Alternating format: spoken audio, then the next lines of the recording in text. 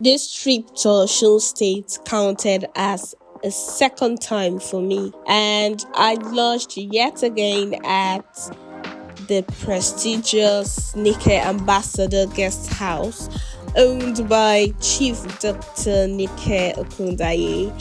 It's actually a very homely lodge because you have this feeling of being at home when you're lodged there. Very early in the morning, we left Osogbo for Ijesha. We arrived in record time and it was a beautiful scenery.